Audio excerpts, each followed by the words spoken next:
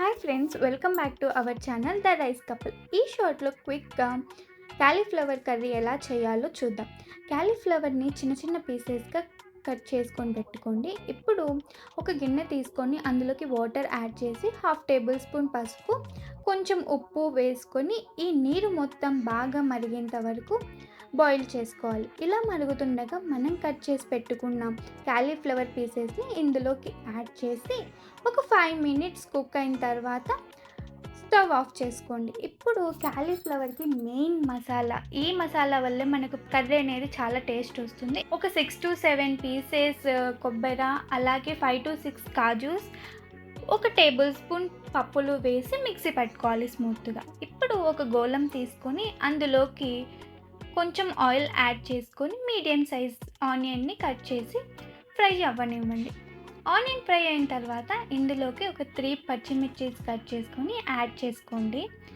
ఈ పచ్చిమిర్చీస్ కొంచెం వేగిన తర్వాత అల్లం వెల్లుల్లి పేస్ట్ కూడా యాడ్ చేసుకొని పచ్చివాసన పోయేంత వరకు ఫ్రై చేసుకోవాలి. ఇప్పుడు ఒక మీడియం సైజ్ టమోటాని తీసుకొని ఈ టమోటా అనేది కొంచెం మగ్గేంత వరకు ఫ్రై అవ్వనివ్వాలి.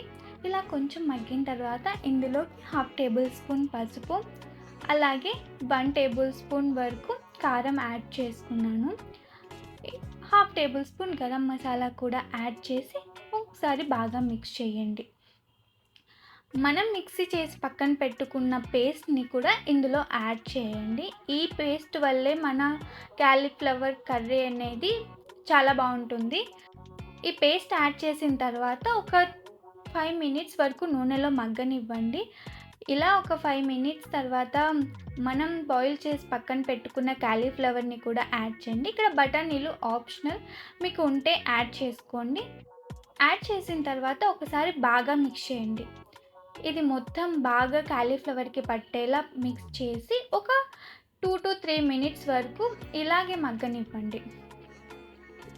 ఆ తర్వాత ఇందులోకి మీ కన్సిస్టెన్సీని బట్టి వాటర్ అనేది యాడ్ చేసుకోవాలి. మీకు ఎక్కువ గ్రేవీ కావాలంటే కొంచెం ఎక్కువ వాటర్ యాడ్ చేసుకోవాలి, లేదు తక్కువ కావాలంటే కొంచెం తక్కువ యాడ్ చేసుకోండి.